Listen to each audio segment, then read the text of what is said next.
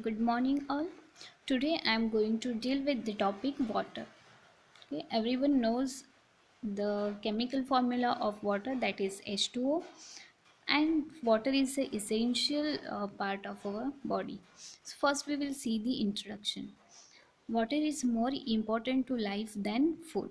Okay, we can live for a week without food, but not even few days without water. So water is the most important, and it is the most essential constituent of our body. That water is present in the every cell.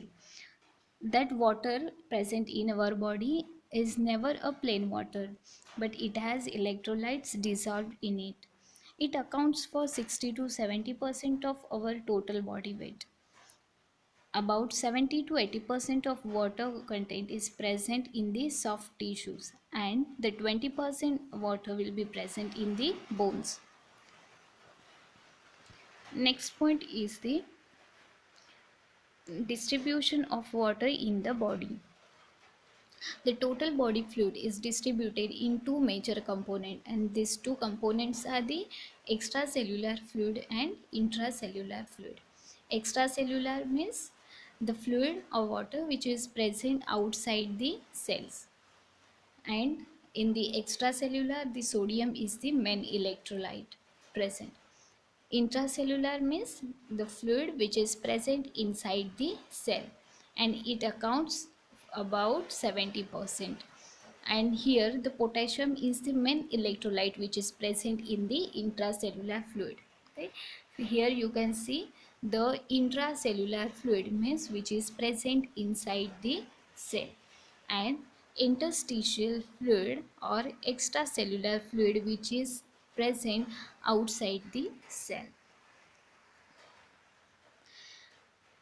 If we are considering an adult of weight 70 kg, in his body the total water will be of 42 liter, and which will be distributed as in the intracellular fluid the water will be 28 liter, and extracellular the water will be 14 liter. Okay, in the extracellular it is again divided as a interstitial space and in the plasma and lymph. Okay, next point is the water requirements.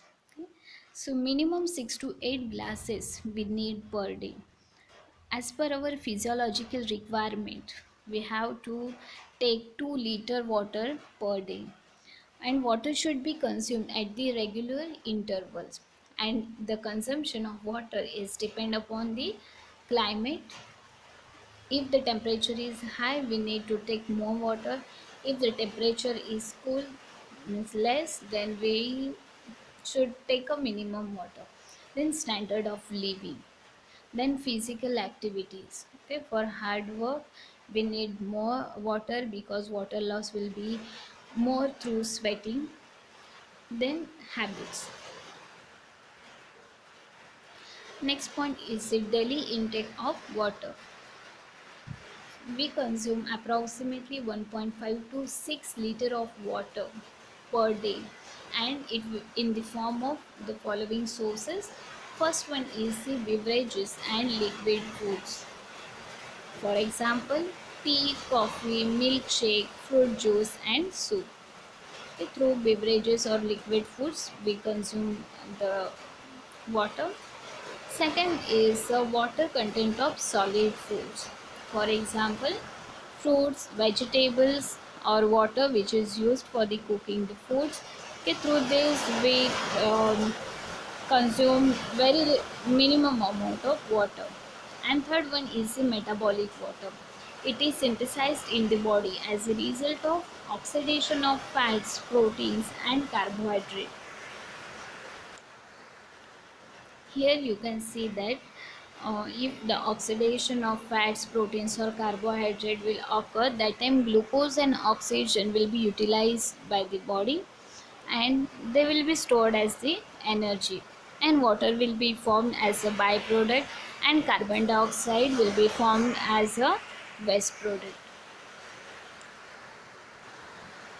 Next point is the water loss. So water will be losses from our body through the these ways. First one is the insensible water loss, then water loss through sweat, water loss in urine, and water loss in the feces. First, we will see the insensible water loss. It is a water loss of which we are consciously not aware. This include loss of fluid by evaporation from skin, and it will be about 300 to 400 ml per day. And some fluid will loss through the respiratory tract, and it will be about 300 to 400 ml per day. Here you can see through evaporation, uh, most of the water loss is occur, but we are not consciously aware that we are losing the water. Second one is the water loss through sweat. Water loss through sweating is depend upon the physical activities and temperature. Okay, if physical activities are more, water loss will be more. If the temperature is more, the water loss will be more. The normal loss through sweat is about 100 ml per day. In hot weather or during exercise, it will increase to few liters. Third one is the water loss in urine. This is an important mechanism of maintaining fluid balance and electrolyte homeostasis. Okay, this is the body's mechanism to maintain the fluid and electrolyte balance. If there is a excessive fluid, then the excessive fluid will be lost through the urine, and there will be the balance between electrolyte and fluid will be maintained by the kidneys. If there is a decrease in fluid balance, then body will retain the fluid and it will maintain the fluid and electrolyte balance. So the average urine volume is 1.5 liter per day. About 99% of water filtered is reabsorbed into blood, while 500 to 2000 ml is excreted as urine. So much more water is reabsorbed in the tubules of the kidney. So in the kidney, the water and electrolyte balance is maintained. Fourth one is the water loss in feces. A very small amount of water is lost in the feces, that is 100 to 150 ml per day. The GI tract will add approximately 8 liter fluid per day, and it will be very much amount of this water will be reabsorbed into the small intestine. So here you can see that the dietary input from food or drink we can get 2000 ml per day. Then with this food ingested, so saliva will mix with it, and 1500 ml of saliva will be added. Then gastric secretions will add, and it will count about 5000 ml. Again, liver will add bile, then pancreas will add pancreatic juice, and intestine will add some secretions, and it will count about 9000 ml, means approximately 9 liter. Okay, and in the small intestine, apart from the 9000 ml, 7800 ml of water will be reabsorbed, and only 1200 ml water will be passes into the colon, that is the large intestine. Again, in colon there will be colonic mucus secretions, they will add 200 ml, and it will count about 1400 ml. And again in colon, 1250 ml of water will be reabsorbed. So finally at the end, only 150 ml of water will be lost in the feces. Next point is a daily intake and output of water. There is always correlation between the intake and output. So here we can see we can take the water through fluids, foods, and some from metabolism, and it is count about 2400 ml. And output of water will be through insensible through skin and lungs, then through sweat, feces, urine, and it will count for the 2400 ml. So there is always correlation between intake and output of water. Next point we will see it is the functions of water. First function of the water is essential part of body fluids and it is the structural component of all cells. In every cell of our body there is water is present and it is of much more importance. Second function is it helps in digestion, absorption and metabolism of food substances. Third function is it is the medium for all chemical reactions. Okay? Whichever chemical reactions that occurs during metabolism or digestion or during the utilization by the body. So for all these chemical reactions the water acts as a medium.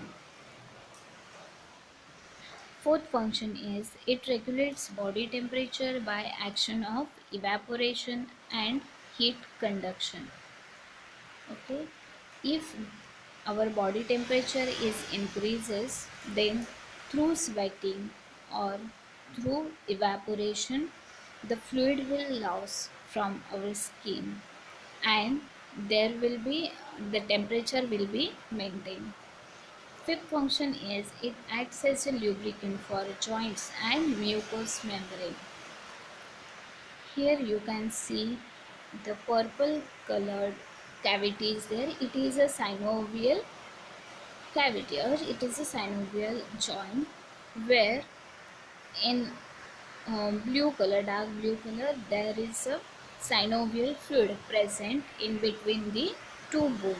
Okay, if the synovial fluid is absent then we will have joint pain. So for the smooth movement of joint the fluid is important. So in the absence of fluid we cannot move our joints easily. So water is acts as a lubricant. It helps in the secretion of waste product of metabolic reactions. Okay, so whichever waste products formed, for example urea, uric acid, okay, they will get mixed with the water and through urine they are excreted from our body. So these are the functions of water. Next point is the composition of body fluids. Our body fluids are mainly divided as a plasma, lymph, interstitial fluid, intracellular fluid and extracellular fluid. First, we will see the plasma. The constituent of plasma are the water 92%, proteins 7%, inorganic salts, nutrients, gases and waste material. Okay, so this is the plasma. Next is the lymph. It is a clear watery fluid present in the lymphatic vessel. Okay. Here you can see in the light green color, it is a lymphatic fluid. There will be proteins about 2 to 7%, some electrolytes, lymphocytes, and some larger particles will be present there. For example, bacteria or cell debris.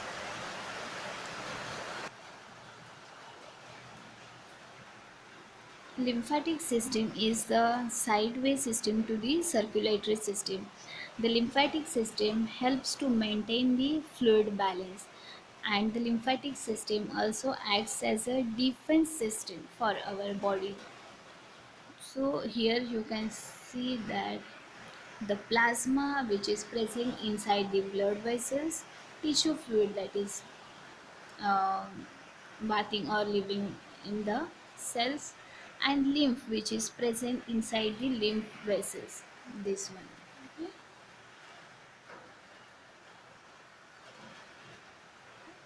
Third one is the interstitial fluid. Interstitial means in between the cells. And this interstitial fluid contains proteins in very less amount and crystalloid composition. Next, intracellular fluid that is present inside the cell. It contains proteins in about 17 to 18%, sodium 20 milli equivalent, and potassium 110 milli equivalent. Next is the extracellular fluid. Extracellular means outside the cell. Interstitial means in between the cells. Okay, keep in mind that if there is only one cell, then outside that cell fluid which is present is called as the extracellular. If there are couple of cells present in area and the fluid which is present in between two or more cells, that is the interstitial fluid. So here extracellular fluid which is outside the cell contains sodium chloride in high concentration, sodium bicarbonate in high concentration, potassium, magnesium and phosphate in the less amount. Next point is the exchange of water in the body. Water is absorbed rapidly from intestine through portal vein to general circulation, and it rapidly passes to tissue space as tissue fluid. A greater part of ingested water is excreted by kidneys within an hour.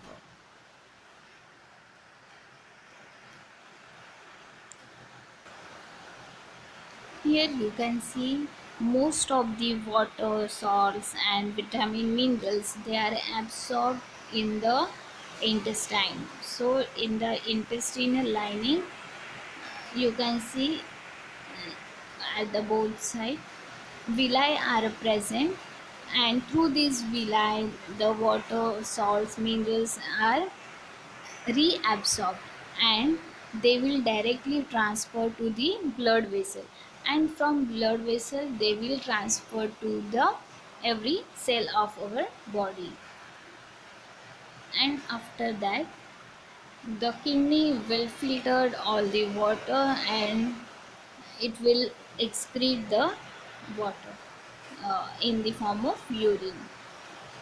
Okay. The mechanism of water exchange between plasma and interstitial fluid is controlled by osmotic pressure of protein in the plasma, that is 25 mm of Hg, arterial capillary pressure, that is 32 mm of Hg, and the pressure at venous end, that is 12 mm of Hg. Due to more arterial capillary pressure than protein osmotic pressure of plasma, fluid passes from capillaries to tissue space.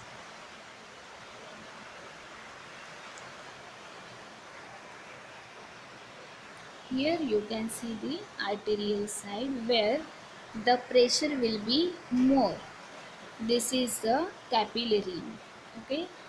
So in the capillary the pressure will be less, so the fluid will pass to the lining cells. Okay. Next, at the venous end the pressure is less than protein osmotic pressure, so fluid passes from tissue space to capillary. Here we can see at the venous side there will be low pressure than the osmotic pressure, so from the tissue space, okay, from the intracellular space or interstitial space, the fluid will be passes towards the capillary.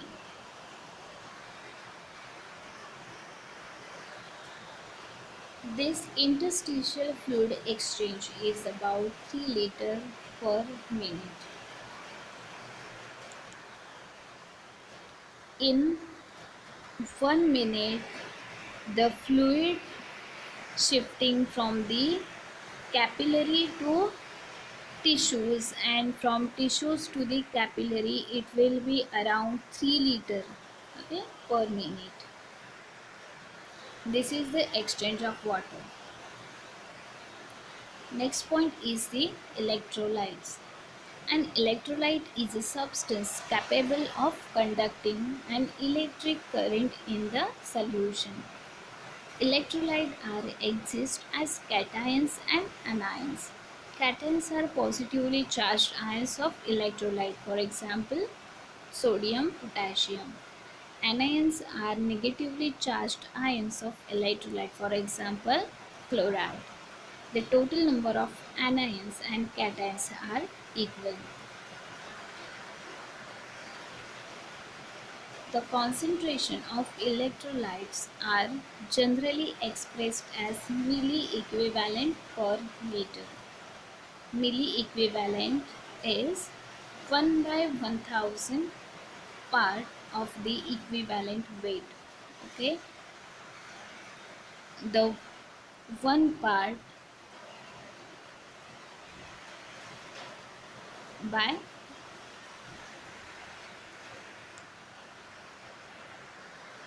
sorry milli equivalent is 1 by 1000 part of the equivalent weight, means one part of the 1000.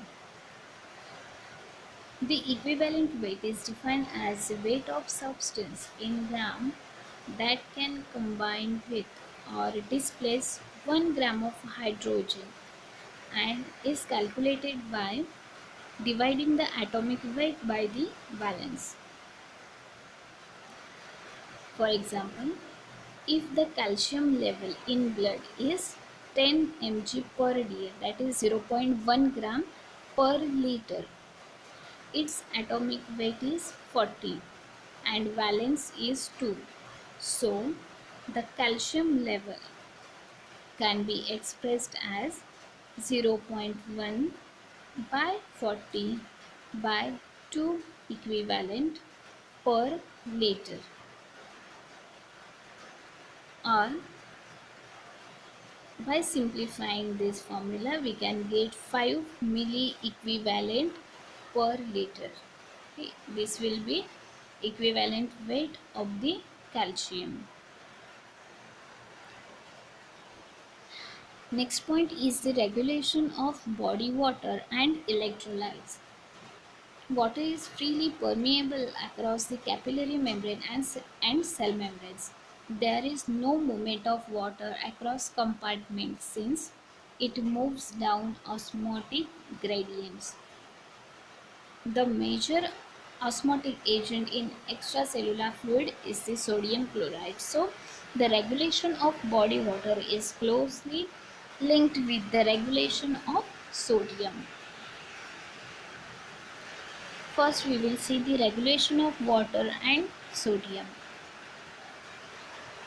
For every 100 calories metabolized, the body loses about 65 ml of water in the urine, 40 ml by sweating, 15 ml from the lungs, and about 5 ml in the feces, whereas it gains 15 ml from production as a result of metabolic processes.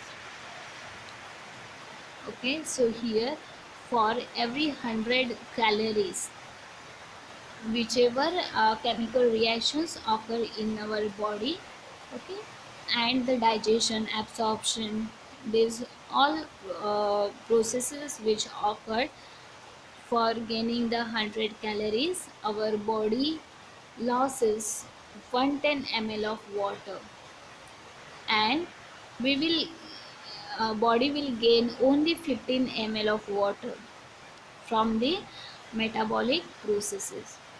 The site of regulation of water and sodium is the kidney. The water loss will be depend upon body surface area. If uh, anyone is having if anyone is more heighted, then the body surface area will be more in the heighted person, so there will be more water loss. Second is the temperature and humidity in the air. If there is more humidity or there is a more temperature, then water loss will be more. Then respiratory rate. Okay, so expiration, water is losses. So in case of high respiratory rate, water loss will be more. Then humidity of inspired gas. The gas which we inspire from nose. Okay, if it is has more humidity, again that much of humidity our body will be lost, so there will be more water loss. And frequency and consistency of stool. If anyone is having a watery stool, then the water loss will be more, and it will be also depend on the frequency of the stool passing. The three key players in the regulation of sodium and water balance are antidiuretic hormone, aldosterone, and thirst thirst mechanism. Okay, by these three key players, the sodium and water balance is maintained in our body. First is the antidiuretic hormone. Anti means against, and diuretic means which form helps in the urine formation. So this is the hormone which acts against the urine formation. It is synthesized in the anterior hypothalamus and secreted from the posterior pituitary. Okay, the synthesis, or it is formed in the anterior hypothalamus and it will be secreted from the posterior pituitary. The posterior pituitary will secrete this ADH, and it acts upon the collecting tubules of kidney to collectively retain free water.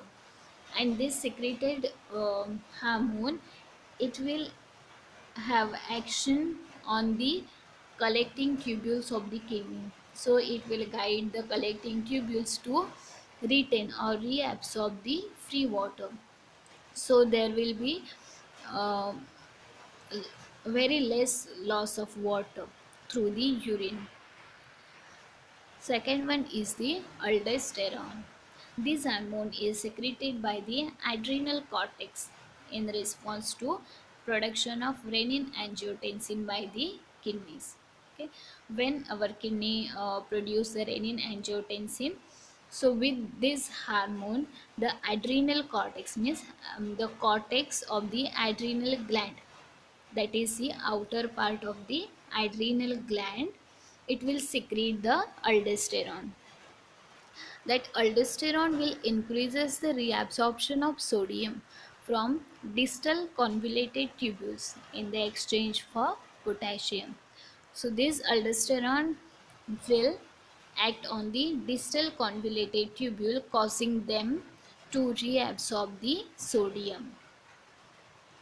Okay, so here sodium will be retained in the body. And third one is the thirst. Thirst plays a small role in fluid balance of normal subject. The intake of water is controlled by thirst.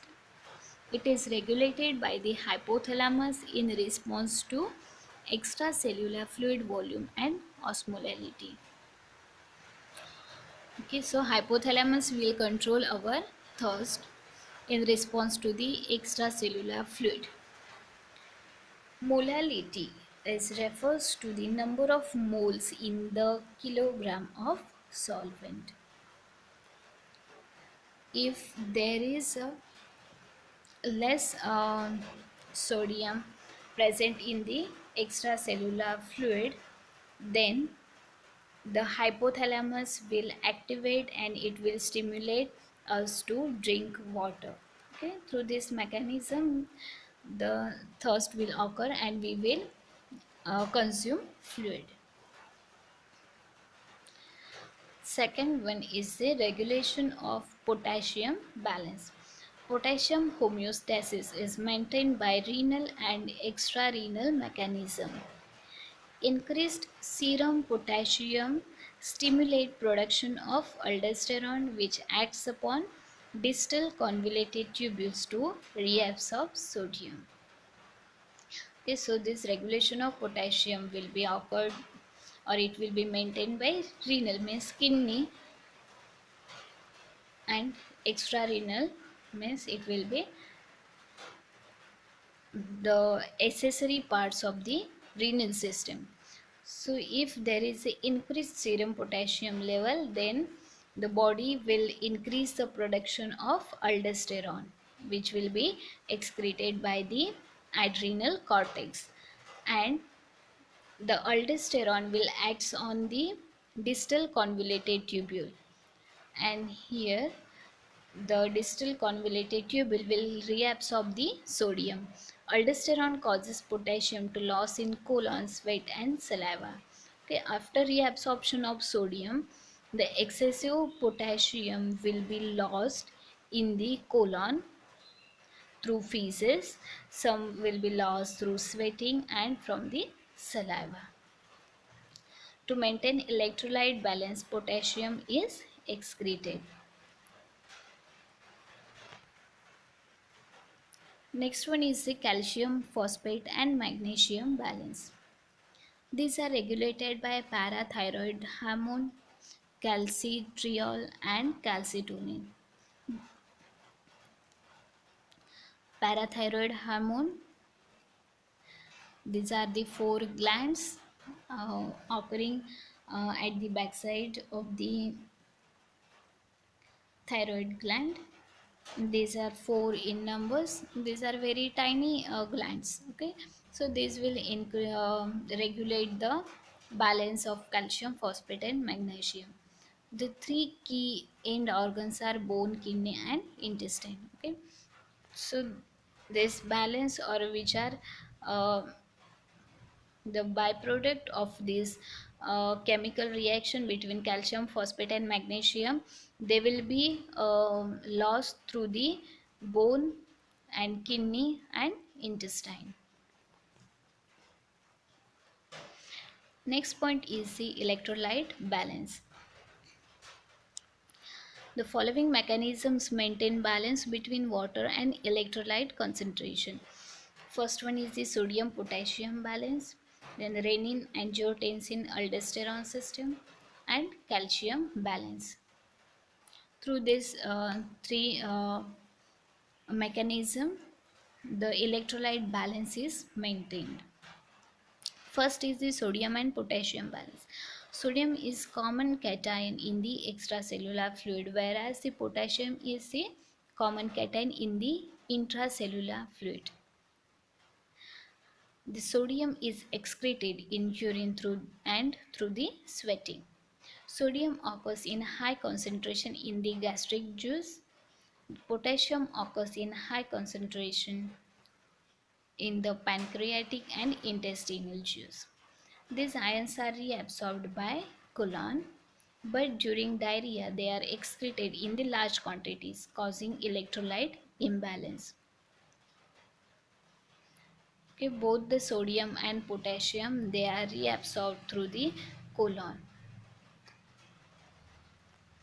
Next point is the effects of excess water intake.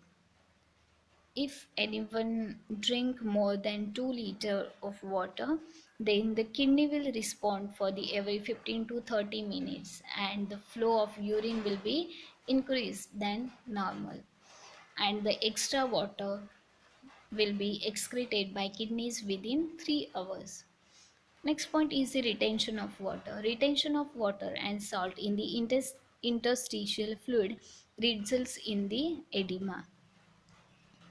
Okay, here will be fluid shifting from intracellular fluid to the extracellular fluid, so there will be edema. In this condition, water and salt needs to be restricted. So in case of edema, we should restrict the water and also salt. So the salt will increase the sodium level, and it will again cause to the fluid shift from the intracellular to extracellular. So we should restrict the salt also and water also. Next point is the deficiency of water. Due to excessive water loss, water depletion occurs in the body. It is known as the dehydration. The in case of diarrhea or vomiting, heavy blood loss, okay, in those cases the fluid loss will be more, and our body will show some symptoms like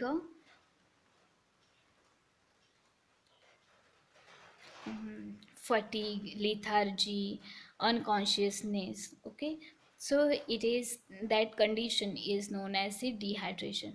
That dehydration can be classified as mild, moderate, and severe.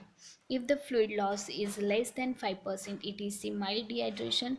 If the fluid loss is between 5 to 15%, then it is moderate dehydration. And if the fluid loss is 15 to 20%, and it is the severe dehydration.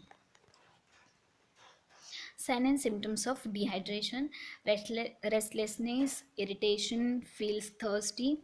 Okay, the person will feel the thirst again and again, okay, as the hypothalamus will stimulate the thirst. Dry mouth due to dry mucous membrane, okay, and dry mouth, also thirst is increases. Then sunken and dry eyes, as there is in case of severe water loss. Then lethargic, may fall unconscious if the water loss is very severe. The person can become unconscious. The skin will not go back after pinching. If we pinch the skin of that person, it will not go back easily or normally. Okay, and scanty urine, the urine will be very less, or sometimes there will be absence of urine in case of severe dehydration. Last point is the management of dehydration. It is the oral rehydration therapy. Okay, we have to hydrate that patient first orally, if he can take orally. If he is unable to take fluids by the mouth, then we have to infuse fluids through IV cannula. WHO recommended that the ORS should be dissolved in the 1 liter of water, and that solution should be taken within the 24 hours after preparation. Here is assignment for you. First, what are the ingredients of ORS? Then, how will you prepare ORS solution using packet of ORS? And third one, how will you prepare ORS solution at home without using packet of ORS? You have to write the homemade recipe for the ORS. Okay, and this is the most important question. Thank you. Take care all. And in case of any query, you can ask me. Thank you again.